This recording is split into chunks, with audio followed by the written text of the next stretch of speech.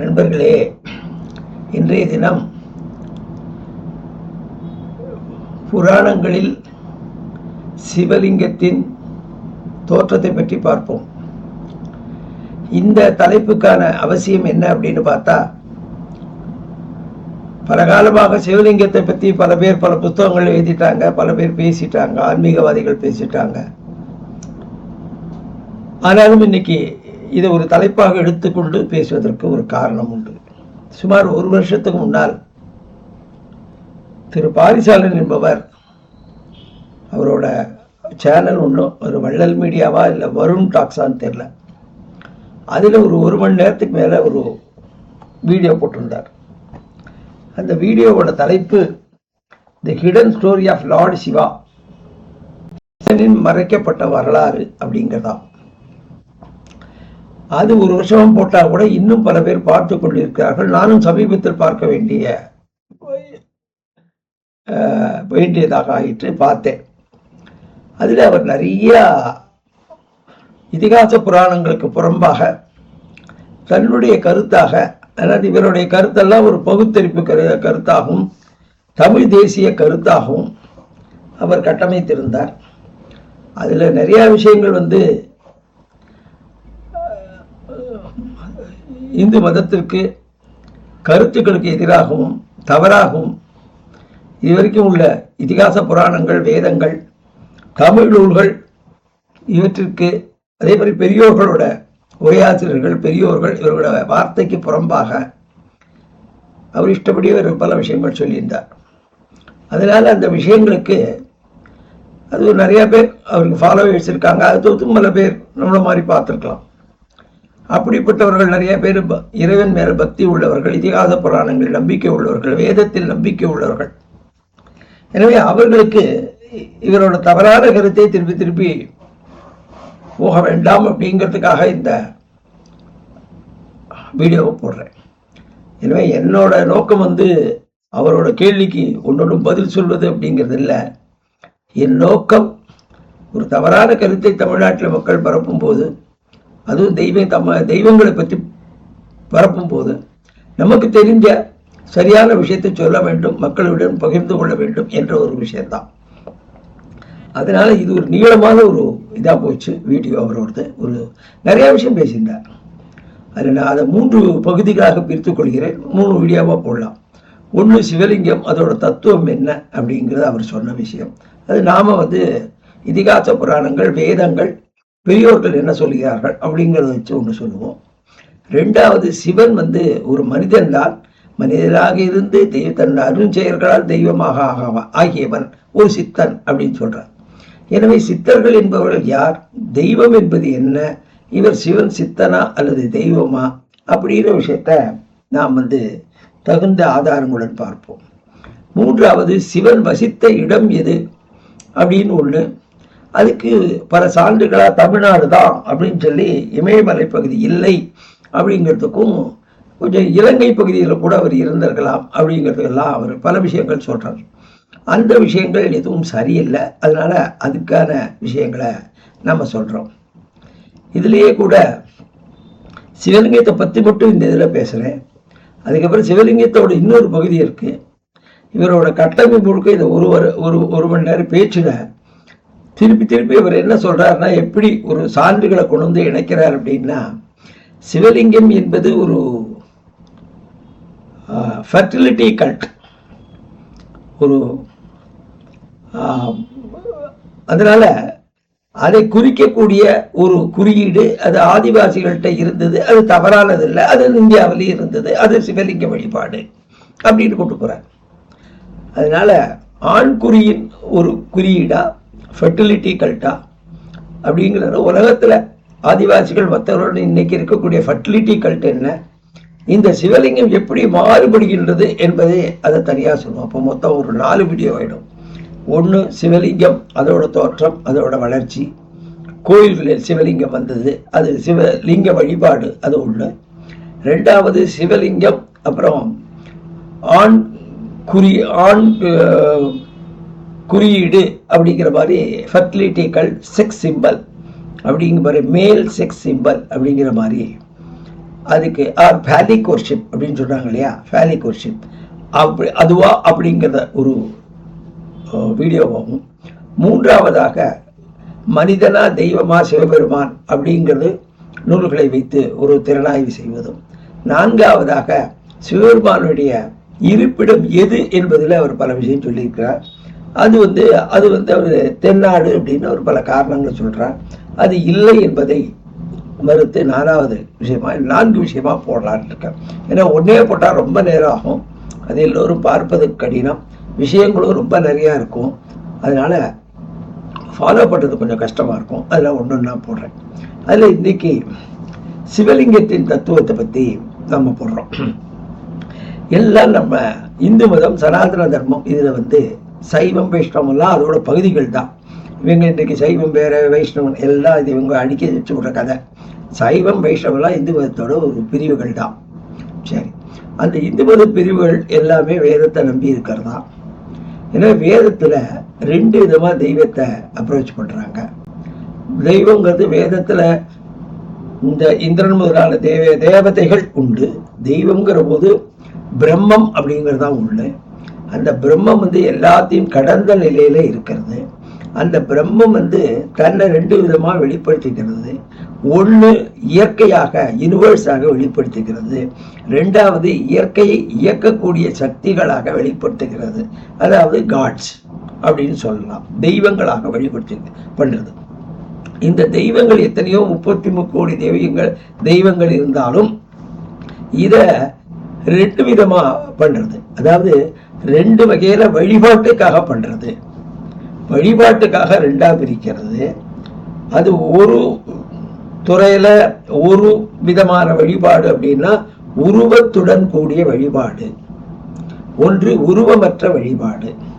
அந்த உருவத்துடன் கூடிய வழிபாடு அப்படிங்கிறது தலைவனாக விஷ்ணு நாராயணன் அப்படிங்கிறவர் இருக்கான்.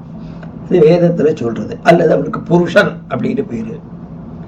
இன்னொன்று உருவமற்ற குணங்கள் அற்ற கிடையாது, அது அத்வைதத்துல குணாதீதன், குணங்களுக்கு மேம்பட்ட எண் குணத்தோன். இந்த உருவம் உள்ளவனுக்கு அருகுணத்தோன், அவன் வந்து பகவான். அந்த பகவான் யாரு? தான் பிரம்மமாய் இருந்து தான் பிறப்புக்கு தெய்வமாகவும் வந்து மனிதனாகவும் பிறந்து பல செயல்களை செய்பவன். அதனால ஆழ்வார்கள் சொல்லுவாங்க, நீ பிறக்காத பிறப்பில்லையே, உன்னை பிறப்பித்தார் யாரும் இல்லையே. அந்த தெய்வத்துக்கு சக்தி உண்டு, அது தானா பிறக்கும் இறக்கும், அதுவும் பண்ணும். பிறக்காத ஒரு பகுதியும் உண்டு. ஆதி உருவாம் சோதி உருவை அங்கு வைத்து இங்கு பிறந்த மாமாயா, இங்கு வந்த இல்லை, இங்கு பிறந்த மாமாயா. இன்னொரு பகுதி இருக்கு, அது குணங்குறி கடந்த இருக்குல்ல, சிவம் அப்படிங்கிற பகுதி. இப்படி ஒரு வழிபாட்டு பிறகு வேதத்திலேயே சொல்லப்பட்டிருக்கு. இது 2 முக்கியம். யார் யார் எப்படி விரும்புறீங்களோ வணங்குங்கோ அப்படின்னு சொல்றது. அது வந்து சிவம்னு பேரு. இது வந்து உருவம் உண்டு, அழகான திருமேனி உண்டு, தேவிமார்கள் உண்டு, பேசும். இது வேற எது? விஷ்ணு நாராயணன்கிறது. ஆக வேதத்திலே அவன் வந்து பஞ்சபூதங்கள்லேருந்து உலகங்களாக வர்றபோது புருஷன் அப்படிங்கிற பேர்ல, ஹிரண்ய கர்ப்பன்கிற பேர்ல உருவு தாங்கி அத்தனை உலகங்களையும் தன் உடல்ல பல பாகங்கள்ல தாங்கி வருகிறான். காலமும் அவரோட பகுதி, பிரபஞ்சத்தோட அத்தனை சக்திகளும் அந்த புருஷனோட பகுதி, அத்தனை உலகங்களும் தேவர்களும் அவனோட பகுதி, அப்புறம் அத்தனை உயிர்களும் அவனோட பகுதி. உலகத்துல என்னென்ன வித்தியாசங்கள் இருக்கோ எல்லாம் அவனோட மேனிஃபெஸ்டேஷன், அவனோட வெளிப்பாடு. இது இந்த நாராயண தத்துவம் வரும். அதுலதான் வந்து அவதாரங்கள் எல்லாம். அவனே அப்புறம் என்ன பண்ணுவான் அப்படின்னா அடுத்த நிலையில நான் 3ஆக பிரிச்சுவான். பிரம்மா விஷ்ணு சிவன் வச்சு படைத்தல் காத்தல் அழித்தல் செய்வோம். இது வைஷ்ணவிசம், இது வேத கருத்து 1. 2வது சிவன். இந்த சிவனை என்ன பண்றாங்க, குணங்குறி கடந்த நிலையில இருக்கிறதால அன்புகிதி எடுத்துட்டு சிவம் அப்படின்னு சொல்லுவாங்க. இந்த சிவமும் என்னன்னு கேட்டா அதே குணத்தை கொண்டதுதான். ஆனால் இவர் வந்து பிறக்க மாட்டார், வருவார், லீலை செய்வார். நாராயணன் பன்றியாக பிறப்பார், அப்புறம் மறைஞ்சிடுவார். சிவபெருமான் பன்றியாக வருவார், ஏன்னா அது ஒரு லீலை இருக்கு. ஒரு தாய் பன்றி இருந்தது, அது இறந்து வச்சு சின்ன குழந்தைகளுக்காக பால் இல்லைன்னு தானே பன்றியாய் வந்து பால் ஊட்டுகிறார். அந்த மாதிரி அவர் பண்ணுவார். ஆனால் ஒரு தாய் வயிற்றில் பிறக்க மாட்டார், அது பிறப்பு. அதனால பல சைவர்கள்லாம் இவர் வந்து பிறவா யாக்கை பெரியோன்னும் அது சித்து பிறக்கும் சிறு தெய்வங்கள்னு சொல்லுவாங்க. அதெல்லாம் இந்த பிற்காலத்தில் மத கார்பரேஷன்ல வரக்கூடிய விஷயங்கள். அதனால்தான் கீதையில பகவான் சொல்லுவான், நான் எந்த பிறவி இருந்தாலும் என் மேன்மையில குறையில்லை அப்படிப்பாங்க. அதனால தத்துவ விஷயம் தெரிஞ்சவர்களாம் இந்த வித்தியாசம் பாராட்ட மாட்டாங்க. ஒருத்தர் வந்து சில ஆழ்வார்கள் நாயன்மார்களோட ஒருத்தர் அந்த காலத்தில் பாடிட்டாங்க. அது ஒரு காலம், அது நமக்கு இப்போ தேவையில்லை, அதை கடந்து வந்தாச்சு நாம. சரி, இப்போ விஷ்ணுவை பத்தின புருஷ சூக்தம் அப்படிங்கிறது ரிக்வேதத்துல இருக்கு. அதுல அவனை பத்திய விஷயங்கள்லாம் சொல்லியிருக்கு. திரும்பி புராணங்கள் வரப்போது அவன் 4 உருவமாக எடுத்துட்டு அவன் வந்து பர வியூக விபவ அந்தர்யாமி அர்ச்சனை 4-5 உருவமா எடுத்துட்டு, பரங்கிறது நாராயணா வைகுண்டத்திலையும், வியூகங்கிறது வந்து பார்க்கடல்ல திருமாலாகவும், அதுக்கப்புறம் விபவம்னு சொல்லி வந்து அவதாரங்களை பண்ணியும், அர்ச்சங்கிறது கோயில்ல இருக்கிறதையும், பரவியூக, அப்புறம் சங்கர்ஷணன் பிரத்யும்னன் அனிருத்தன்னு சிட்டி சித்தி சிங்காரத்தை நாராயணன் 4 உருவத்தை எடுத்துட்டு பண்றான் அப்படிங்கிற மாதிரியும் அது வந்துடும். வேறு சில புராணங்களை பிரம்மா விஷ்ணு சிவனா இருக்கான்னு வரும். நாராயண தத்துவத்தை வரும்போது இந்த பிரம்மா விஷ்ணு சிவன் என்ன பண்ணுவாங்க, சிவனுக்கு வந்து சங்கர்ஷணன் அந்த தத்துவத்தையும் பிரம்மாவுக்கும் விஷ்ணுக்கே திருப்பி பிரத்யும்னன் அனிருத்தன் வச்சு அது வாசுதேவா கல்ட்டுன்னு பேரு, வாசுதேவா வழிபாடுன்னு பேரு. அந்த மாதிரி எல்லாம் அது வந்துடும். என்ன இருந்தாலும் இதுதான் வழக்கம். இவர் பேசுவார், எல்லாருக்கும் உபதேசம் பண்ணுவார், அவதாரம் பண்ணுவார், ஆச்சாரியனாக வருவார், எல்லாத்தையும் பண்ணுவார். இவர் மனிதனாக பிறப்பார், எல்லா பிறப்பும் பிறப்பார். இது இந்த மாதிரி விஷயத்த அவருக்கு அனுபவிக்கக்கூடிய, இந்த மாதிரி தெய்வத்தை அனுபவிக்கக்கூடிய லீலைகள்லாம் மனுஷன் பார்க்கிறார் இல்லையா, அதெல்லாம் தன்னோட இலக்கண நூல்கள் இலக்கிய நூல்கள்லாம் போட்டு அனுபவித்து அதை வந்து நூல்களாக எழுதுறாங்க இல்லையா. அது ஒரு வாய்ப்பாடு, தெய்வத்தை வணங்குவது. அது ஒன்று இந்தியாவில் இருக்கு. அதுக்கு இன்னொன்று என்னன்னு கேட்டா, இந்த சிவம் என்ன, உருவமற்றது. அப்போ இவர் வந்து அகண்டதாக ஒரு ஆணாக பிறந்து விட்டார். ஆணாக ஆண் சுரூபமாகத்தான் இவர் வரார். ஏன் ஆண் சுரூபமாக வரார் அப்படின்னா, ஜீவராசிகள்ல மனிதன் என்பவன் மட்டும்தான் இந்த தெய்வத்தை அறிஞ்சு கொண்டு ஆசைப்பட்டான், முயற்சி செய்தான், புரிஞ்சுக்கிட்டான். அதனால அவனுக்கு தன் தோற்றத்தை கொடுக்கிற போது அவன் தோற்றமாகவே இந்த தெய்வம் வந்தது. அதனால அவனுக்கு நல்லா புரியும்.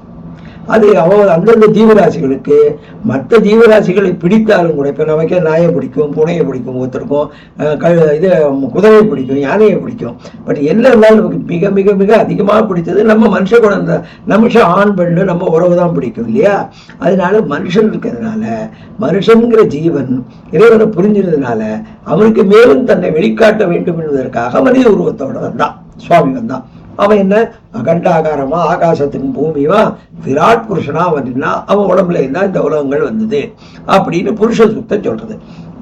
இப்ப அதே மாதிரி சைவத்துல என்னன்னு கேட்டா, அதர்வண வேதத்துல 10வது காண்டத்துல 7-8 சூக்தங்கள், அதுல ஒன்னொரு 43 மந்திரம், இன்னொரு 44 மந்திரம், இப்படி 87 மந்திரங்கள்ல இந்த ஒரு சிவபெருமான அல்லது சிவத்தோட ஒரு தோற்றம் எப்படின்னா, ஒரு ஜோதி ஸ்தம்பம், அக்னி ஸ்தம்பம், அக்னியை விட வேற ஜோதி ஸ்தம்பம் உண்டு. ஆகாசத்துக்கும் பூமிக்கும், ஆகாச பூமியில பூமியும் கிடையாது, அகண்டதாக ஒரு ஸ்தம்பம் ஒன்று வந்தது. அந்த ஸ்தம்பத்துல தான் எல்லா தேவதைகளும் எல்லாம் இருந்தன அப்படின்னு ஒரு ஜோதி சுரூபமாக இருந்தது அப்படின்னு சொல்லிட்டு, இது வந்து அந்த ஒரு ரிஷி ஒருத்தர் அதை பத்தி ஆச்சரியமா விவரிக்கிற மாதிரி அந்த சூக்தமானது, அதாவது இதுக்கு ஸ்கம்ப சூத்திரம்னு பேரு. ஸ்கம்பன்னா ஸ்தம்பம் அல்லது தூண்டு பேரு. இந்த ஆகாச தூண் இருக்கே, ஜோதி தூண் இருக்கே, இதுல என்ன இருக்கு அப்படிங்கிறத இது கேட்கறது. எந்த தூண்ல, அருமையான தூண்ல உயிருள்ள ஜீவன்கள், உயிரற்ற அண்டங்கள்லாம் பஞ்சபூதங்கள் ஆகியவற்றை தாங்கி நிற்கின்றதோ அந்த தூணை பார்த்திருக்கியா? அதை பத்தி உனக்கு தெரியுதா? எல்லா அண்டங்களையும் எல்லா காலங்களையும் விஞ்சி நிற்கிறதே, இதுக்கு காலம் கிடையாது, காலத்தையும் விஞ்சி நிற்கிறதே பார்த்தியா? அப்படிப்பட்ட உள்ள ஒரு ஜோதி ஸ்தம்பம் தெரியுதா அப்படின்னு இட் டிரான்செண்ட் டைம் அண்ட் ஸ்பேஸ். அப்புறம் காலத்தில் கூட கூறுகளாகவும் அதுலயே இருக்கு. காலத்தை வெல்வது மட்டும் இல்லை, அது காலத்தின் கூறுகளா இன்றும், அதாவது நொடி, கலா, காஷ்டா, நாழிகை எல்லாம் இருக்கு இல்லையா, பட்சம், இந்த மாதிரி காலத்தின் கூறுகளாகவும் செயல்பாடுகள் அதுக்குள்ள நடக்குதே. அப்படிப்பட்ட ஸ்தம்பம் தெரியுமா உங்களுக்கு? சூரியன், சந்திரன், நட்சத்திரங்கள், தங்கள் அங்கெல்லாம் நிறைய இருக்கு. அதே மாதிரி அவைகள் இருப்புக்கும் அந்த ஸ்தம்பம் தான் காரணம். அந்த ஒளிபுரிய ஸ்தம்பம் இருக்கு, அந்த ஸ்தம்பமாகி இறைவன் இருக்கானே அவன்தான் காரணம். அந்த ஸ்தம்பத்தை பத்தி அந்த அந்த அதிசயம் தெரியுமா? இயற்கையோட ஒழுங்கு, ரிதம் அண்ட் சத்தியம் இதிலிருந்து வெளிப்படுகிறது. அதை நீங்க பாத்தியானா என்னன்னு கேட்டா, இந்த எல்லாத்துலயுமே ஒரு சுழற்சி, ரிதம் திருப்பி திருப்பி வருது. ஒரு தடவை வந்ததா அவ்வளவுதான், ஸ்தம்பம் தான் தெரியாது, எத்தனையோ தடவை வந்திருக்கு போல இருக்கு. அதே மாதிரி சுழற்சி, இந்த ஸ்தம்பம் இதுக்கு ஏதாவது மாறுதல் உண்டா? யாருக்கு தெரியும்? ஆனா இப்படி எல்லாத்தையும் ஏதோ ஒழுங்கு இருக்கு, வளர்ச்சி இருக்கு, எல்லாம் இருக்கு, அது இன்னும் வளர்ந்து கொண்டே போகிறது. அந்த அதிசயமான ஸ்தம்பம் உங்களுக்கு தெரியுமா? அதுதான் இறைவன் அப்படின்னு சொல்றது. இந்த ஸ்தம்ப சூத்திரத்தை வேதமானது அற்புதமா ஒரு சுத்தத்தை இப்படி சொல்லிட்டா, இன்னொரு ரெண்டு சுத்தம் சொல்லு இல்லையா, 1, 7, 8. இன்னொரு சுத்தத்துல என்ன சொல்றா, இதை ஒரு மரமாக சொல்லித்து. ஒரு அகண்டமான மரம், அந்த மரம் தான் இந்த சிவலிங்கம். இது வரைக்கும் சொன்னது உலகங்கள், உயிர்கள் எல்லாத்துல இருந்து பொதுவா சொல்லிட்டு, ரெண்டாவது அடுத்தது உலகங்களை பத்தி சொல்ற போது ஒரு பெரிய மரம், அந்த மரத்துக்கு பெரிய பெரிய கிளைகள் உண்டு. அந்த கிளைகள் யாரு அப்படின்னா பிரம்மா, விஷ்ணு, சிவன். எப்பவுமே பார்த்தீங்கன்னா இந்த முழுமுதற் கடவுளாக ஒருத்தரை சொல்லிட்டு அப்புறம் சிருஷ்டி, ஸ்திதி, சம்ஹாரம் அப்படின்னு 3க்கும் 3 டிபார்ட்மெண்ட்டை பிரிச்சுருவாங்க. எப்பவுமே அப்படிதான். ஏன்னா நம்ம பூமியிலே பார்த்தீங்கன்னா உயிர்கள் வளர்வதற்குன்னு சில கண்டிஷன்ஸ் வேணும், உயிர்கள் தோன்றுவதற்குன்னு சில கண்டிஷன்ஸ் வேணும், உயிர்கள் வளர்வதற்குன்னு சில அமைப்புகள் வேணும், சில அமைப்புகளில் உயிர்கள் மரணித்து விடும். அதனால இந்த மூணு விஷயம்தான். அதனால ஒரே ஒரு தெய்வம் மற்ற மதத்தில் இருந்தா கூட, இங்க ஒரே தெய்வம் அதை செஞ்சா கூட அதுக்கு வேலைகள் வெவ்வேறுங்கிறதுனால 3 தெய்வங்கள். சரி, இதுகள் செய்கிற போது இதுகளுக்கு சிருஷ்டியும் ஸ்திதியும் சம்ஹாரமும் 3 நடக்கும் இல்லையா? இந்த 3க்கு உதாரணமா உதவி செய்யறதுக்கு இயற்கை சக்திகள். அதனால்தான் இந்திரன், மழை, தண்ணீர் வேணுமா இல்லையா? சிருஷ்டிக்கு தண்ணீர் வேணுமா இல்லையா? ஸ்திதிக்கு தண்ணீர் வெள்ளனால தானே அதிக வெள்ளம் வந்தா அழிவு ஏற்படுறது. இப்படி அக்னி, இந்த பஞ்சபூதங்கள் இருக்கு இல்லையா, இந்த பஞ்சபூதங்கள் தன்மையான சிருஷ்டி, ஸ்திதி, சம்ஹாரம். அப்போ இவைகளுக்கு உதவி செய்யல, அதெல்லாம் செட்டா என்ன தேவதைகளாக வரும். நமக்கு ஏன் 33 கோடி தேவதைகள் அப்படின்னா, ஒரே தொழிலை யாரு பண்ணாலும் அது ஒவ்வொருத்திலும் ஒரு சப்டிவிஷன்ஸ் இருக்கு. அதுக்கு ஒரு இயற்கை சக்தி தான் செய்ய முடியும். அதுக்கு ஒரு பேரை கொடுத்து ஒரு தேவத்தை, அந்த குணம் அதுக்கு மட்டும்தான் உண்டு, மற்றதுக்கு கிடையாது. தண்ணியோட குணம் அக்னி கிடையாது, அக்னியோட குணம் எனக்கு கிடையாது. அதனால அதை வச்சு அவைகள் எல்லாம் தேவதைகள். அதுக்கப்புறம் அதுக்கு கீழே வேலை செய்யறது இது உலகத்தில் இருக்கு. தனிப்பட்ட முறையில வீட்டுல மற்ற இடத்துல வேலை செய்யணுமே, அதுக்கு இன்னும் சிறு தெய்வங்கள் அப்படின்னு படிப்படியாக அத்தனை தெய்வங்களையும் பெரியவர்கள் கொடுத்தார்கள். அதனால வைஷ்ணவிசம் அப்படின்னு சொல்லக்கூடிய விராட் புருஷனை பத்தி பேசக்கூடியதுக்கும் உண்டு. ரெண்டாவது என்னன்னு கேட்டா இதுக்கும் உண்டு, இங்கேயும் உண்டு. இங்க அகண்ட ஸ்தம்பமாக இருக்கக்கூடிய சிவபெருமானுக்கும் உண்டு. ஆக இந்த 2 வழி இருக்கு. இப்போ ஸ்தம்பத்தை பத்தி பார்ப்போம். இதுதான் சிவலிங்கத்தோட ஆதி வடிவம், சிவலிங்க வடிவம், ஆதி வடிவம். சரி, ஆனால் இவர் என்ன சொல்ற, வேதத்தில் இருக்கிற லிங்கம் அப்படிங்கிறது ஆண்குறி அப்படின்னு இவர் சொல்றாங்க. வேதத்திலே ஆனால் எந்த இடத்திலையும் 4 வேதங்களையும் லிங்கம் என்பதோ சிவலிங்கம் என்கிற வார்த்தையோ கிடையாது. இங்க கிடையாது. சில உபனிஷத்துல இருக்கு, அங்க லிங்கம், லிங்க சரீரம்ங்கிறது. இங்க இது நம்ம பிசிக்கல் பாடின்னு சொல்றோம் இல்லையா, அது அன்னமயமான கோஷம். இந்த பிராணமயமான கோஷம் உயிர் போனதுக்கு அப்புறம் இருக்கு பார்த்தீங்களா, அந்த சரீரத்துக்கு லிங்க சரீரம் அப்படின்னு பேர். அந்த இடத்துல லிங்கம் அப்படின்னு ஒரு வார்த்தை பேசுறாங்க. அதே மாதிரி ஸ்வேதாஸ்வதரா உபனிஷத்துன்னு ஒரு உபனிஷத்து, அந்த உபனிஷத்துல சொல்ற போது அந்த ஒரு உபனிஷத்துலதான் இத சொல்றாங்க. இந்த தெய்வத்துக்கு அது வந்து ஒரு சைவ உபனிஷத்து, சிவனை பற்றி சொல்லக்கூடியது. இந்த உபனிஷத்து சொல்ற போது என்ன சொல்றது, இந்த தெய்வத்துக்கு பிறப்பு கிடையாது, இவனுக்கு அளவு கிடையாது, இவனுக்கு எஜமானன் கிடையாது, இவனை குறிக்கின்ற குறியீடு ஒன்றும் கிடையாது. அந்த குறியீடுங்கிறதுக்கு லிங்கம் அப்படிங்கிற வார்த்தையை பயன்படுத்துறாங்க. புரியுதா? அங்கதான் லிங்கத்தை பயன்படுத்துறாங்க. சரி, இது வந்துருச்சு. சரி, வெகு காலம் லிங்கத்தோட தோற்றத்தை பார்த்தோமா, அது வந்து அகண்டாகாரமான இதுன்னு பார்த்தோமா. புராணத்துல வரும்போது இதை வந்து புராணத்துல சிவபுராணத்துல வரும்போது லிங்கோத்பவரா சொல்லிடுறாங்க. ஒரு அக்னி ஸ்தம்பம் அப்படின்னு சொல்லிட்டு அந்த அக்னி ஸ்தம்பத்தை அதோட ஆகிருதி சொல்லணும்ல, அதோட உயரம், அதோட சிறப்பு சொல்லணும் இல்லையா? அந்த சிறப்பு சொல்வதற்காக அவங்க என்ன பண்ணாங்கன்னு கேட்டா, இந்த திருமாலையும் பிரம்மாவையும் எடுத்துட்டாங்க. ஏன்? பிரம்மா சிட்டியோட கடவுள், திருமால் காக்கும் கடவுள். இவ 2 பேர் தான் இந்த தூணை அளக்க முடியும், பாக்கி எல்லாரும் சிறு தேவதைகள். அதனால அவர்கள் 2 பேரும் மேலும் கீழ் போட, இந்த கதை உங்களுக்கு தெரியும். போயிட்டு இந்த சிவலிங்கமானது அளக்க முடியாத ஸ்தம்பம், அக்னி ஸ்தம்பம், திருவண்ணாமலை சொல்றோம் இல்லையா, அப்படி அது வந்து அற்புதமாக அதை அவர்கள் வர்ணித்தார்கள். உடனே என்னாச்சு, கடைசியில இந்த 3 தேவதைகளையும் ஒன்னா சேர்த்து தான் சிவலிங்கமானது வருது. ஆக அதுக்கப்புறம் இது புராணத்துல செய்தியா வந்துடுது. பிற்காலத்துல உருவ வழிபாடு தேவைப்பட்டது.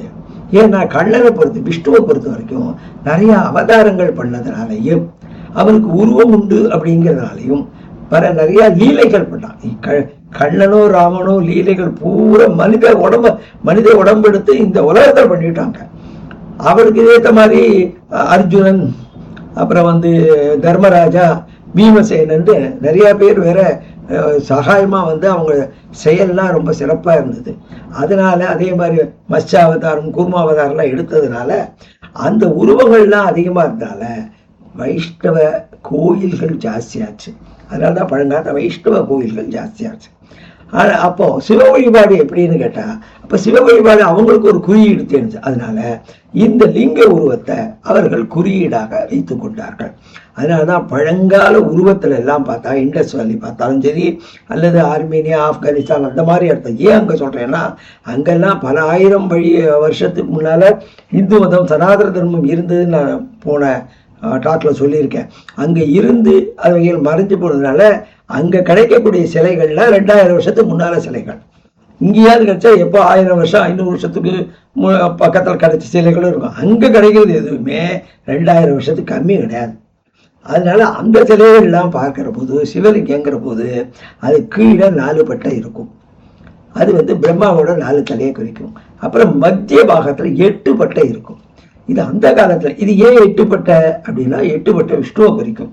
அதனால கீழே வந்து பிரம்மா, மத்திய பகுதியில விஷ்ணு, மேல வந்து அகண்டா ரூபமா இருக்காங்கிறதுனால ஒரு ரவுண்டா அந்த பகுதி முடிஞ்சிருக்கும். அப்ப 8 பட்டை எதுக்கு அப்படின்னா, வேதத்துல வந்து திருமாலை குறிக்கக்கூடிய மந்திரமானது 8 அக்ஷரங்கள் கூடியது. அதுவும் அது வந்து மந்திர ரகசியமாக சொல்லணும். வேதத்துல சிவனுக்கு ஒரு மந்திரம் உண்டு, நம சிவாய. விஷ்ணுவுக்கு ஒரு மந்திரம் உண்டு. இப்ப எல்லாம் வெளிப்படையா சொல்றாங்க. இந்த விஷ்ணுவோட மந்திரம் மட்டும் என்ன பண்ணா கொஞ்சம் மறைச்சு வச்சிருக்கும். என்னன்னா ஓமி அவரு 8 எழுத்து மந்திரம் தெரியும். அதனால இப்ப எல்லாரும் வெளிப்படையா சொல்றாங்க. அவங்க வீட்டிலேயே யாராலும் பெல் அடிச்சா அது வரத்துக்கு போடுறாங்க, அந்த சத்தம் வர வச்சிருக்காங்க. வீட்டுல எப்ப பார்த்தாலும் ஓட விடுறாங்க. அந்த ராமாவளியை சொல்றாங்க. ஆனா அதுதான் சொல்றாங்க மந்திர மரியாதை அப்படிம்பாங்க. மந்திரங்களை பக்தியோட குறிப்பிட்ட இடத்துல உட்காந்து, குறிப்பிட்ட நேரத்துல உட்காந்து பக்தியோட அதை வந்து ஜபிக்கணும் அப்படிம்பாங்க. அது மந்திர மரியாதை. அப்படி இல்லாம போற போது வரபோது சொல்றதும் உண்டு. அதுக்கு பேர் வந்து நட ஜபம்னு பேர். போயிட்டே இருக்கிற போது அதுக்கு வந்து அவ்வளவு பலன் கம்மி. அதுக்கு எவ்வளவு அது பலன் உண்டாலும் அதுக்கு முன்னுக்கு இல்லை கிடையாது. அதுக்கு என்ன பேருனா கஷ்டக்கூலின்னு பேர். கஷ்டக்கூலின்னா என்ன, ஒரு கூலியார் இருக்கான், அவங்க வீட்டில் வந்து வீட்டில் ஒரு கான்ட்ராக்டர் இருக்க சொல்கிறான், எங்கள் வீட்டில் பின்னா அந்த பிளாட்டில் வந்து ஒரு கிணறு தோண்டு அப்படிங்கிறான். இவன் என்ன பண்ணுறான்னா, அவன் ஒரு ஆளை கூப்பிட்டு இந்த இடத்துல கிணறு தோண்டுன்னு சொல்லிட்டு போயிடுறான். அந்த வீட்டில் எந்த இடத்துல என்ன, இந்த மூலையில் சொல்லுங்கிறான். இந்த இவன் இருக்கானே வேலை செய்கிற பக்கத்தில் வந்து இவன் இடத்த காமிக்கலை, சொல்லிட்டு போயிட்டான் புரிஞ்சுதுன்னா. ஆனால் அவன் தப்பாக அந்த இடத்த புரிஞ்சுட்டு வேறு இடத்துல தோண்டினான். காத்தாலேருந்து சாயங்காலம் வரைக்கும் தோண்டிட்டான். ஆனால் தண்ணியே வரல. சாயங்காலம் வந்து பார்க்குறான் எவ்வளோ, அதெல்லாம் உங்களுக்கு தெரியும். கிணறு தோண்டத்துக்குன்னா மேலேருந்து 4 அடிக்கு இவ்வளவு, ஏன்னா உள்ளே போக தோன்றதெல்லாம் கஷ்டம், அப்புறம் ரிஸ்க்கு வேறு. அதனால் உள்ளே அடுத்த 4 அடிக்கு அடுத்த 5 அடிக்குன்னு கணக்கு உண்டு அவங்களுக்கு. கீழே போக 3 அடிக்கு இவ்வளவு அப்படின்னு உண்டு. ஏன்னா ஒன்றும் கீழே மண் எடுத்துகிட்டு வரணும், வெட்டணும், அப்புறம் ரிஸ்க்கு வேறு, மண் சரிஞ்சிடும், இதெல்லாம் பிரச்சனை எல்லாம் இருக்குது. அதனால் கூலி ஜாஸ்தியாகிட்டு இதெல்லாம் பேசி வச்சுப்பாங்க. காலையிலேருந்து சாயங்காலம் வரைக்கும் ஒரு 25 அடி தோண்டிட்டான். அப்புறம் சாயங்காலம் வந்து பார்க்குறான் அந்த இடத்துல தண்ணி இல்லை. ஏன்னா நான் இந்த இடத்துல தோண சொல்லியே, அங்கே இல்லை தோண சொன்னேன்னா, சாமி நான் அப்படி தான் புரிஞ்சுட்டேன் அப்படிங்கிறான். இப்போது இவன் 25 அடி தோண்டினா ரைட்டு, ஏற்கனவே கிணத்துக்கு 25 அடி தோண்டினது வேறு எந்த இடத்துல தண்ணி வரும்னு சொன்னானோ அங்கே தோண்டி தண்ணி வராட்டியும் பிரச்சனை இல்லை. ஆனால் அந்த இடத்துல தோண்டவே இல்லை, வேற இடத்துல தோன்றான். அப்போ பேசின கூலியை கொடுக்கணுமா? கொடுத்த வேலையே நடக்கலையே அந்த இடத்துல. அப்போ பேசிய கூலியை கொடுக்காம நீ அந்த இடத்த தப்பாக பண்ணிட்ட அப்படின்னா 25 அடி தண்ணி கஷ்டப்பட்டுருக்கானே, நீயும் பொறுப்பாக வந்து பார்த்துருக்கணுமா வேண்டாமா, மிஸ்டேக் ஆகிருக்கணும்னு. அப்போ இந்த 2 பக்கமும் கொஞ்சம் தப்பு இருக்குது. அதனால என்ன பண்ணுவாங்க, கஷ்ட கூலின்னு அப்பா உனக்கு கூலி தர முடியாது, சொன்ன வேலை கொடுக்க முடியாது, இருந்தாலும் இந்த வேலை செஞ்சதுனால உனக்கு இவ்வளவு கூலி தர, உன் கஷ்டத்துக்கு ஒரு கூலி ஒன்று கொடுப்பாங்க, அது கம்மியாக தான் இருக்கும். இதே மாதிரி இந்த மாதிரி நடஜபம் எல்லாம் பண்ணலாம், அதுக்கு பலன் உண்டு. எப்படி இருந்தாலும் சரி, இதுதான் வந்து பாடல்கள்லாம் வச்சு பாடுறதெல்லாம் இந்த நடஜபத்தோடு தான் சேர்த்து. அதனால மந்திர ஜபமெல்லாம் ஒரு நியதியோட சொல்லணும். இதெல்லாம் வந்து விஷ்ணுவுக்கு. அதனால விஷ்ணுவோட மந்திரத்தில் என்ன, வேதமே வந்து இந்த மந்திர மரியாதைக்காக வெளிப்படையாக சொல்லலை. என்னன்னா ஓமித்யேகாட்சரம் நமயிதி த்வேக்ஷரே நாராயணாயேதி பஞ்சாட்சராணி. ஓம்ங்கிறது ஒரு எழுத்து, நமங்கிறது 2 எழுத்து, நாராயணாயங்கிறது 5 எழுத்து, மொத்தம் 8 எழுத்து. முழுக்க உபதேசத்தில் தான் சொல்லணும். அது மட்டும் இல்லை, இது என்ன ஆர்டரில் வரணும் அடுத்தது. ஓம் இது வியாகரேத், ஓம்ங்கிறது முதல்ல சொல்லணும். That should be followed by நமஹா, அதை ஃபாலோ பண்ண வேண்டிய நாராயணாய, இப்படி அஷ்டாட்சரம் இப்படி சொல்லித்தே தவிர்த்து மொத்தம் 8 எழுத்து சொல்ல. அதனால தான் ஆழ்வார்கள் என்ன பண்ணுறாங்கன்னா, கண்டுகொண்டு நாராயணாய என்னும் நாமம், நமோ நாராயணாய என்னும் நாமம் இப்படி சொன்னாங்களே தவிர்த்து ஒரு இடத்துல கூட 4000 பாட்டில் 8 எழுத்தையும் சேர்த்து சொல்ல. ஒரே ஒரு இடத்துல இதில் அது கூட இந்த வேத மரியாதையோட ஆழ்வார் சொல்கிறார், மூல மந்திரமாம் ஒற்றை எழுத்தை பிரணவம் 3 மாத்திரை உள்ளுரை வாங்கி மேலை வண்ணனின் மேவுதனாயில் விண்ணகத்தில் மேவருமாவே. அந்த இடத்துல அட்டாட்சரத்தை சொல்லுகிறார். ஆனால் அங்கே வந்து நான் 8 எழுத்தை சேர்த்து சொல்ல. இதுதான் மந்திர மரியாதைன்னு பேர். இது வேதத்தில் இருந்ததுனால 8 என்பதும் அக்ஷரானாம் அகாரோஸ்மி என்று கண்ணன் கீதையில் சொல்றது, அது பெரியோர்களோட வழக்கமாக இருந்தால ஆ என்கிற எழுத்து 8 என்கிற எண்ணை குறிக்கும் என்பதால் 8 பட்டையை வச்சு சிவலிங்கத்தை விஷ்ணு பாகமாக வைத்தார்கள். ஏன்னா தமிழில் எண்கள்லாம் இருக்கு, 1 2 3. இப்போ நம்ம பள்ளியில் கேள்வித்தாள் இருக்கு, அதில் நம்பர் எப்படி போடுவாங்க தமிழில், கா 1 2 போடக்கூடாது அப்படின்னா கா 1. அப்போ வந்து பார்க்க போனால் கா கா கி போடணும், இல்லை கா ngா சா ngா டா நான்னு போட்டு வரணும் இல்லையா. 10 கேள்விக்கு அந்த மாதிரி இல்லை அ ஆ இ இ ஊன்னு போடணும் இல்லையா. ஆனால் தமிழ் எண்கள் இப்படி, இது பள்ளிக்கூட்டில் அப்படி தான் பண்ணாங்க. பட் தமிழ் எண்கள் இருக்கு எப்படி இருக்கு, காங்கிறது 1, ஊங்கிறது 2, ரூங்கிறது 5, ஏங்கிறது 7, 8க்கு ஆ. அப்போ 1 ஆ வந்து 1ஆ வந்திருக்கணும் இல்லையா, காக்கு பதிலாக ஆ 1ஆ வந்திருக்கணும். அப்போ 8க்கு இங்கேருந்து ஏ வந்தது அப்படின்னு பார்த்தா அதுக்கெல்லாம் என்னன்னு கேட்டால் பூத சங்கியான்னு பேர். இதெல்லாம் வடமொழியிலேருந்து வந்தது தான். வேறு என்னதான் நாளைக்கு இப்போ இது வரைக்கும் யாரும் இந்த 10 எழுத்துக்கள் இந்த எண்கள் எப்படி வந்துட்டு இது வரைக்கும் யாரும் எந்த இடத்துலையும் பேசலை.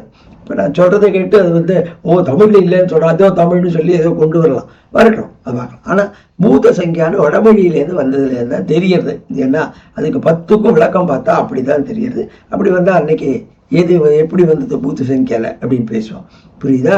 அதனால 4ங்கிறது சதுரம்ங்கிறது இங்கே வந்து பிரம்மாவுக்கு கீழ்ப்பகுதியாகும், நடுப்பகுதி 8 பட்டை அப்படிங்கிறதுனால விஷ்ணுவாகும், மேல் பகுதி சிவனாக வச்சு பழைய லிங்கத்திலாம் இப்படி தான் கிடைக்கிறது, ஆவுடையார் கிடையாது. அதனால இண்டஸ் வேலி சிவிலைசேஷனை பார்த்தாலும் எங்கே பார்த்தாலும் வட இந்தியாவில் பழைய லிங்கங்கள் எங்கே பார்த்தாலும் இப்படி தான் கிடைக்கிறது. அதுக்கப்புறம் கிராமங்களில் முதல்ல லிங்க வழிபாடு, அது வட இந்தியாவில் தான் நிறைய லிங்க வழிபாடு இருந்தது. ஆனால் தென்னிந்தியாவில் என்ன எப்படி இருந்ததுன்னு கேட்டால், முதல்ல வழிபாடு தென்னிந்தியாவில் சைவம் வரும்போது எப்படின்னா, அவர்கள் சிவபெருமானுக்காக 10 மரங்கள் உண்டு. அந்த 10 சிறப்பான மரங்கள் உண்டு. அந்த 10 சிறப்பான மரங்கள்ல அவை என்னன்னு கேட்டா, வில்வ மரம், ஆலமரம், அரச மரம், வன்னி மரம், மாமரம், நாவல் மரம், தில்லை அப்படிங்கிற மரம், அப்புறம் கடம்ப மரம், அப்புறம் பாதிரி மரம், ருத்ராட்ச மரம்.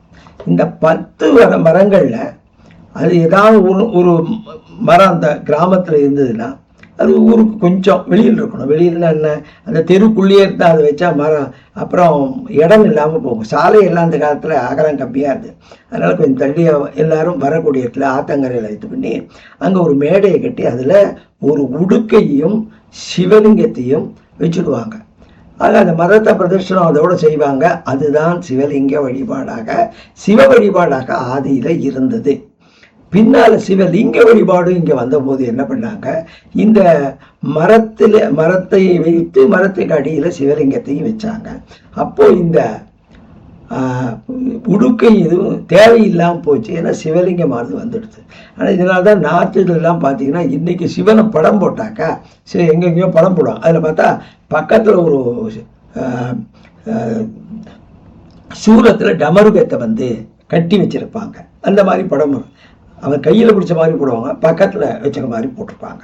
நம்ம ஊரில் என்ன பண்ணாங்க, சிவலிங்கத்தை வச்சதுக்கு அப்புறம் இதெல்லாம் இறைவன் மூர்த்தியோட ஆயுத அங்கமாக அங்கே மாற்றி விட்டார்கள். இங்கே நடராஜ தத்துவம் வச்சா இங்கே வைக்கலை, அதை எடுத்துட்டாங்க. அப்போது இந்த மரங்களுக்கு அடியில் வச்ச போது பின்னால் என்ன ஆச்சு, கோயில் கட்டி சின்ன சின்ன கோயில்கள் மழையில் நனையக்கூடாதுன்னு கட்டுற போது இந்த கோயிலுக்குள்ள மரங்கள்லாம் போக ஆரம்பிச்சது. அது இயற்கை தான். அதனால என்ன பண்ணாங்கன்னா, இந்த மரங்களை எடுத்து ஸ்தல விஷங்களா மாற்றி வச்சுட்டாங்க. ஏன்னா அது இல்லாட்டி இன்னும் பல இடத்துல பார்த்தீங்கன்னா கிராமங்கள்லாம் பார்த்தீங்கன்னா சென்னையிலே ஒரு சில இடத்துல இருக்கு, அருமையான சிவலிங்கம் கோயில் இருக்கும். அது உள்ள அத்தனை காம்பவுண்ட்லேயும் அப்படியே அந்த அங்கே மரம் அங்கே ஒரு ஆலமரமானது வளர்ந்துருக்கும், பார்த்துருக்கோம். சென்னையில் திருவாரூரில் இருக்குது. அந்த மாதிரி ஆகிடும். அதனால் அதை தவிர்ப்பதற்காக இவங்க ஸ்தலவிஷமாக வெளியில் வச்சாங்க. அப்போ இங்கே சிவலிங்கம் வருது. அதுக்கப்புறம் ஆகம காலம் வந்தது. அந்த ஆகமங்கள் வர்ற போது அவர்கள் என்ன பண்ணார்கள், இந்த ஆகமம் வர்றபோது அதுவும் வேதத்தில் இந்த ஆகமங்களும் ஏனோ தானோ யாரோ இயற்றியதில்லை, இறைவன் கொடுத்தது, இறைவன் அருளால் பலர் எழுதினது. இந்த ஆகமங்களோட கதையும் புராணத்தில் சொல்றேன், இது வேதத்தில் எப்படி ஆரம்பிச்சதுன்னு சொல்றேன். சரி, ஆகமங்கள் எப்படி ஆரம்பிச்சதுன்னு அப்படின்னா உங்களுக்கு தெரியும். இந்த ராமாயணத்துல கௌதம ரிஷி இருந்தார் இல்லையா, கௌதம ரிஷி அவரோட மனைவி தானே அகல்யா. அந்த ரிஷி ராம கூட இருந்தபோது இந்திரன் அவர்கிட்ட தவறு செஞ்சான். அப்போ என்ன பண்ணா, சபிச்சார். இந்திரனையும் சபிச்சார், தன் மனைவியும் சபிச்சு, ராமன் வர்றபோது உனக்கு எல்லா நன்மையும் உண்டாகும்னு சொல்லிட்டு இனிமே அங்கே இருக்க வேண்டாம்னு சொல்லி அந்த ஒரு மனசுல நிம்மதி இருக்காதுன்னு சொல்லிட்டு இமயமலையை நோக்கி போயிட்டார். அந்த இமயமலையை நோக்கி போய் அந்த இடத்துல தபஸ் பண்ற போது ஒரு காலத்து இதெல்லாம் ராமர் வரத்துக்கு வெகுகாலம் முன்னால் நடந்தது. அப்போ நடந்தபோது அவர் என்ன பண்றார், அவர் அங்கே இருந்தபோது ஒரு பெரிய பஞ்சம் பாரத நாட்டில் வந்தது. ரொம்ப நாளைக்கு வந்தது, 12 வருஷத்துக்கு மேலே வந்தது. அப்போ இங்கே எங்கேயுமே தண்ணி இல்லாதனால இந்த அந்தணர்கள்லாம் ரிஷிகள்லாம் என்ன பண்ணாங்க, தபஸ் பண்ணணும், தண்ணி இல்லை, நித்தியப்படி குளிக்கணும், அது சாப்பாடெல்லாம் சரியில்லை, எங்கே போகணும் அங்கேயும் இங்கே அலைஞ்சு கடைசியில் இந்த கௌதமர் தபம் செய்து கொண்டு வந்த தாருகாவனத்துக்கு வந்தார்கள். அந்த தாருகாவனத்தில் கௌதமர்கிட்ட தஞ்சம் கேட்டான். அவரு சந்தோஷமா, ஆஹா இங்கே எல்லா சௌகரியம் இருக்கும், தங்குங்கோ, இத்தனை விஷயங்கள் இங்கே வரையல அப்படின்னு சந்தோஷப்பட்டாங்க. அவங்க 12 வருஷம் அங்கே இருந்தாங்க. நல்லா சௌக்கியமாக இருந்தது. அதுக்குள்ளே 12 வருஷம் கழிச்சு திருப்பி எல்லா இடத்துலையும் மழை பெஞ்சு எல்லா இடத்துலையும் வசதியாக போச்சு. இப்போ இவங்களுக்கெல்லாம் என்ன ஆச்சுன்னா திருப்பி தங்கள் இடத்துல போய் நாம் தபஸ் செய்யணும் அப்படிங்கிற மாதிரி அவருக்கு யோசிச்சாங்க. அதனால இவரை கேட்டாங்க, எங்களுக்கு உத்தரவு கொடுங்க, நாங்கள் போகிறோம் அப்படின்னு சொல்லிட்டு. அப்போ அவர் என்ன சொன்னார், இல்லை நான் நீங்கள் ரொம்ப நல்லா இத்தனை பேர் வந்துருந்தீங்க, இன்னும் கொஞ்ச நாள் இருங்க, இன்னும் கொஞ்ச நாள் இருங்கன்ட்டார். இவங்களுக்கு முடியல, தங்க முடியல. சில பேர் முடிவு பண்ணிட்டாங்க போகணும் அப்படின்னு. அப்போ இவர் விடமாட்டேங்கிறார். அப்போ என்ன பண்ணுறதுன்னு சொல்லிட்டு மாயத்தினாலே ஒரு எலும்பு தோலுமா இருக்கிற ஒரு பசுமாட்டை உண்டாக்கி அந்த பசுமாடு இந்த ஆசிரமத்துக்குள்ள வர மாதிரி பண்ணி இங்கே வந்த உடனே தொப்புன்னு விழுந்து செத்து போச்சு. இவர்கள்லாம் என்ன சொன்னாங்கன்னு கேட்டால், முனிவரே உங்கள் இதில் ஒரு பசுமாடு செத்து போயிடுச்சு, இந்த இடம் நல்லா இல்லை, எங்களுக்கு உத்தரவு கொடுங்கோ, எங்கள் ஊரில் போய் தபஸ் பண்ணுறோம் அப்படின்னா. உடனே அவர் பண்ணா ரொம்ப வருத்தப்பட்டான். ஐயோ நம்மளதில் இத்தனை ரிஷிகள்லாம் நல்லா இருந்து மற்ற பசுகள்லாம் என்ன இருக்கு, ஒரு பசு இப்படி செத்து போச்சுங்கிற வருத்தத்தில் சரி நீங்கள்லாம் போங்கோன்னு சொல்லிட்டான். இவங்கெல்லாம் போயிட்டான். இவருக்கு இதே வருத்தத்தில் இருந்தபோது ரொம்ப மனசு வருத்தமாக போச்சு இவருக்கு. என்னடா இப்படி ஆச்சுன்னு. அப்போ சந்தேகம் திடீர்னு எப்படி ஆச்சுன்னு சொல்லி ஞான திருஷ்டியில் பார்த்தபோது இந்த வெளிப்பகுதி கங்கை பகுதியிலேருந்து வந்த ரிஷிகள்லாம் பண்ண தவறு தெரிஞ்சது. ஆகா இந்த மாதிரி என்னை ஏமாத்திட்டீங்களே, நீங்கள் இன்னும் கொஞ்சம் அழுத்தி சொல்லியிருந்தா உங்களை விட்டுருக்க மாட்டேனா அப்படின்னு கோவம் என்ன பண்ணார், இந்த ரிஷிகளுக்கெல்லாம் அவர்கள் கற்று வந்த மந்திரங்கள் மறந்து போகட்டும், இனிமே அவர்கள் எந்த வேதம் கற்றுக்கொண்டாலும் அந்த வேதங்கள் அவருக்கு வராமல் போட்டோம்னு சபிச்சு விட்டார். இது வந்த உடனே திடீர்னு இந்த ரிஷிகளுக்கு எல்லாருக்கும் மந்திரங்கள்லாம் மறந்து போச்சு. அப்பொழுது என்ன பண்ணார், திருமால் என்ன பண்ணார்னா சிவபெருமான்கிட்ட போனார். சுவாமி இந்த மாதிரி இந்த ரிஷிகள்லாம் நல்லவங்க, ஏதோ கௌதமர்கிட்ட ஒரு தப்பு பண்ணிட்டாங்க, அதனால அவர் இந்த மாதிரி சபிச்சுட்டார். அதனால அவர்களுக்கு தவமே இல்லாமல் இருந்தா அது ரொம்ப சரியில்லை. ஆனாலும் ரிஷியோட வார்த்தையை நம்ம மதிக்கணும். அதனால வேதத்துக்கு சமமான நூல்களை நீங்கள் இயற்றுங்க, நீங்க ஏதாவது பண்ணி தரணும் அப்படின்னா. அப்போ அவர் சொல்றார், ஆமா சரி, சிவபெருமான் சொல்ற இமயமலையில நீங்க சொல்றது சரிதான், நான் செய்யறேன். ஆனா இந்த இமயமலை பகுதியில் நான் செய்யக்கூடாது. ஏன்னா இங்க வேத கோஷங்கள் ரிஷிகள்லாம் இருக்காங்க, இந்த சாஸ்திரங்கள் வேதத்துக்கு வேறுபட்டதாக இருக்கணுங்கிறதுனால இங்க நான் செய்ய முடியாது. நான் வேறு பகுதிக்கு போகிறேன் இந்தியாவில், அந்த இடத்துக்கு நீ வந்துடும், உன் பங்குக்கு சில தாந்திர சாஸ்திரங்களை உண்டாக்குன்னு சொல்லி ஆகம சாஸ்திரம் தாந்திர சாஸ்திரங்களை உண்டாக்கு, ஆகம சாஸ்திரங்களை உண்டாக்கு அப்படின்னு அவர் சொல்றார். சரி அப்படின்னு சொல்லிட்டு அவர் முதல்ல தாந்திரங்கள் தான் வருது, அப்புறம் ஆகமெல்லாம் வருது. இப்படி 2 பேரும் சேர்ந்து உண்டாக்கி அதை அவர்களுக்கு கொடுத்து அவர்களும் நன்றாக நிறுத்தி செய்தார்கள். அதுக்கப்புறம் தான் அவங்க ஆகம சாஸ்திரங்கள்லாம் வருது. இந்த ஆகம சாஸ்திரங்களுக்கும் வேதங்கள் தான் அடிப்படை. அந்த ஆகம சாஸ்திரத்தை எப்படின்னு கேட்டாங்க, இப்போ வேதத்தில் தைத்திரிய வேதத்தில் எடுத்துட்டா பெரிய கஷ்டமான கருத்துக்களை சொல்வதற்கு உருவகப்படுத்தி கதைகளாக அல்லது உதாரணங்களை சொல்லி விளக்குவது வேதத்திலையும் இதிகாச புராணங்களையும் வழக்கம். அதனால தைத்திரியத்தில் அழகாக சொல்லும், அம்மா அப்பா குழந்தை, இது சாதாரணமாக தெரிஞ்சது தானே. அதனால எப்படி 2 தத்துவம் அதோட இணைஞ்சு தீசிஸ் ஆன்டி தீசிஸ் சேர்ந்தா சிந்தசிஸ், அந்த மாதிரி விஷயங்களை சொல்ல ஆரம்பிக்கிறாங்க. அதாவது மாதா பூர்வ ரூபம், பிதா உத்தர ரூபம், பிரஜா சந்தி பிரஜனகும் சந்தானம். அம்மா ஒரு பாட்டு, அப்பா ஒரு பாட்டு, 2 பேரும் சேர்ந்தா குழந்தை, உத்தமமான புத்திரன் அப்படிங்கிறவன் ரொம்ப பெரிய குழந்தை, எவனால முன்னேழு தலைமுறையும் பின்னேழு தலைமையும் வாழுமோ அப்படிப்பட்டும் புத்திர சந்தானம்.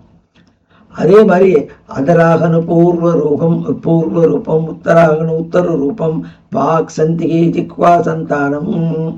அது ஒரு உதடு ஒரு பக்க உதடு தாடையானது அம்மா, ஒரு பக்க தாடை அப்பா, 2 சேர்ந்தா வார்த்தை. ஆனால் இருக்கிறதுலே மனுஷனுக்கு சிறப்பானது நாக்கு அப்படிங்கிறது. அது எப்படி நாக்கு அப்படின்னாக்க, எல்லா ஜீவராசிகளுக்கும் ஏதோ ஒரு பாஷை இருக்குது, they are able to communicate. ஆனால் மனுஷத்தை தான் இவ்வளோ அழகாக ஒரு அர்த்தத்தோடு பேச முடியும். அதுகளுக்கெல்லாம் சில உணர்ச்சிகள் தான் பேச முடியாது, எல்லா விஷயத்தையும் பேச முடியாது இல்லையா அதுகளுக்கு. அதே மாதிரி பிரதேசத்துக்கு பிரதேசம் வித்தியாசம் இருக்கு, அந்த பாஷையை நம்ம கற்றுக்க முடியும், அது முடியாது. அந்த பாஷையினால் வரக்கூடிய ஒரு ஞானமும் நமக்கு உண்டு, அவைகளுக்கு அதெல்லாம் கிடையாது இல்லையா. அதனால இது நாக்கு, இது நம்மளோட நாக்குக்கு ஒரு ஸ்பெஷல். எல்லா மிருகமும் நாக்கை பெருசாக நீட்டிகிட்டே இருக்கும் எப்போ பார்த்தாலும். ஆனால் மனுஷன் நாக்கும் யானை நாக்கு மட்டும் உள்ளுக்குள்ளேயே அடங்கியிருக்கும். இன்னொன்று, இந்த நாக்கை தூக்கி உள்ளவர்களோட உள்ளாக்க அழுத்தினா அதுலேருந்து அமுததாரை வரும். அந்த அமுததாரையால் நாம் இளமையாக இருப்போம். இதுதான் அந்த பலவிதமாக சித்தர்கள் பாஷையில் அவர்கள்லாம் பேசுகிறார்கள். அதனால இந்த நாக்கு, அதனால்தான் தமிழுக்கும் அமுதென்று பேர். தமிழுக்கு ஏன் அமுதன்னு பேரு அப்படின்னு கேட்டா, நூல் சொல்றது மற்ற மொழிக்கு உண்டு கிடையாது, மற்ற மொழி கிடையாது, சம்ஸ்கிருதம் கிடையாது. ஏன்னா தமிழ் அப்படின்னு சொல்ற போது இந்த உள்ளாக்கு நேரா அந்த மேல இருக்கக்கூடிய அந்த இந்திரயோனின்னு சொல்லக்கூடிய அந்த தூங்குற பகுதி இருக்குல்ல மேலே தொண்டையில், அதை போய் அழுத்துவான் தமிழ் தமிழ் அப்படின்னு. அதனால உள்ளுந்தொரும் அமிழ்தூரும் தெள்ளு தமிழ் அப்படி சொல்ற போது இதுக்கு நம்பிக்கையான யோகத்தில் ப்ராக்டிஸில் பேர். அதை அழுத்துறதுனால அது அப்படியே அது உண்டாகும். அமுத தாரையானது அங்கே வரும். இப்படியெல்லாம் பெரியவர்கள் அவர்கள் விரிவாக சொல்கிறார். ஆக இப்படி ஆண் பெண் குழந்தை அப்படின்னு எல்லாம் நிறைய விஷயத்த சொல்றாங்கன்னு வச்சுக்கோங்களேன். எல்லாம் நான் சொல்ல அப்படி பண்ணதுனால இந்த பூமியானது இந்த உலக சிருஷ்டிக்கு அதே மாதிரி வாக்கு எழுத்துக்கள் தாய், அதோட அர்த்தமானது தந்தை.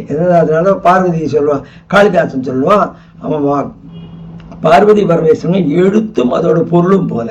அதே மாதிரி லக்ஷ்மி தந்திரத்துல லக்ஷ்மி சொல்லுவான், நான் எழுத்து, என் கணவனானவன் அதோட பொருள் போல. உலகத்தில் உள்ள பொருள்கள் அதோட குணம் என் கணவன் அப்படின்னு சொல்ற நாராயணன் அப்படின்பா. இப்படி அவர்கள் ரெண்டும் சொன்னதுனால இந்த உலக தத்துவங்கிறது பிரகிருதியான தேவி தத்துவத்தையும் புருஷனான தெய்வத்தையும் சேர்ந்தது. அப்படிங்கிறதுனால இந்த சிவலிங்கத்தை கீழ்ப்பகுதியை அது ஆவுடையார வடித்தார்கள். அந்த மாதிரி ஆவுடையார வடித்த உடனே பின்னால் அபிஷேகம் எல்லாம் பண்ற போது எல்லா பக்கமும் தண்ணி தெறிக்க கூடாதுங்களால அந்த ஆவுடையால ஒரு வழியும் ஏற்பட்டான். அது பார்த்து இன்னும் சில பேர் இது தேவி பகுதி, அது சிவன் பகுதி அப்படின்னு சொல்றாங்க. அதை அழகா ஒரு தேவி அந்த பெண்ணோட பாகம் மாதிரியே பண்ண ஆரம்பிச்சாங்க. இதை பார்த்து தான் நிறைய பேர் பார்த்தீங்களா இந்த சிவலிங்கத்தில் அப்படி இருக்கு, இதுவே இது யோனி தத்துவம் தான், அந்த தத்துவம் தாங்கிறான். அப்படி கிடையாது. இது எப்படி வந்தது அப்படிங்கிறத நான் உங்களுக்கு சொன்னேன். ஆக இப்படித்தான் இது வழிபாட்டுக்கு வந்ததே தவிர்த்து, அதே சமயத்தில் இது இல்லாம, ஆனால் இதுல முக்கியமான விஷயம்னா இந்த சிவபெருமான் அப்படின்னு சொல்லக்கூடிய தெய்வமாக சிவபெருமானாருது. அப்படி வர்ற போது அது பஞ்சபூத தத்துவமாக மாறுகிறது. 5 பூதம், அப்பு பூதம், வாயு பூதம், தேயு பூதம்னா நமக்கு ஆகாசம் அப்படின்னு ஆகாசலிங்கம்னு ஆறுது இல்லையா? அப்படி வழிபாடு. அதனால பூத வழிபாடுங்கிற போது எப்படி எளிதாக வழிபடுவதற்கு வைஷ்ணவத்துல சாலக்கிராமம் வச்சுருந்தாங்களோ அதே மாதிரி இவங்க சின்ன சின்னதா பாலலிங்கம் நர்மதையில ஒரு கல் கிடைக்கும். அது கொஞ்சம் நீளமா அழகா இருக்கும். அது பெருசாகவும் கிடைக்கும், சின்னதாகவும் கிடைக்கும். பெரிய மடத்துல எல்லாம் பெருசா வச்சிருப்பாங்க, வீட்டுல எல்லாம் சின்ன சின்னதா வச்சுட்டு அதுல அபிஷேகங்கள்லாம் பண்ணுவாங்க. அது இல்லாதவர்கள் மண்ணுக்கு வேற வச்சு அதுல இறைவனை ஆவாகனம் பண்ணி அதை வழிபடலாம். இப்படித்தான் இந்த சிவலிங்க தத்துவம் வந்ததே தவிர்த்து இங்க எந்த இடத்துலையும் ஒரு ஆண் குறிக்கோ பெண் குறிக்கோ எந்த ஒரு இடமும் இல்லை. அடுத்தது இந்த ஆண்குறி பெண்குறின்னு சொல்றாங்க இல்லையா, அந்த பெண்குறியை போட்டுருவோம். ஆண்குறி வழிபாடு தான் சிவலிங்க வழிபாடு அப்படின்னு அவங்க சொல்றாங்க இல்லையா. அதுல உலகத்துல எந்தெந்த பகுதிகளில் ஆண்குறி வழிபாடு இருக்கு அதுக்கும் இந்த சிவலிங்க வழிபாட்டுக்கும் அல்லது சிவ தத்துவ வழிபாட்டுக்கும் என்னென்ன வித்தியாசங்கள் இருக்கிறது என்பதை அடுத்த வீடியோல பார்ப்போம். நண்பர்களே வணக்கம். நீங்க இந்த மாதிரி நல்ல விஷயங்கள் பரவுவதற்கு நீங்களும் கேட்கணும், நீங்களும் தம்ஸ் அப் பண்ணணும், நீங்களும் ஷேர் பண்ணணும், இன்னும் பல பேருக்கும் சொல்லணும். நன்றி வணக்கம். அறமே வெல்லும். நன்றி.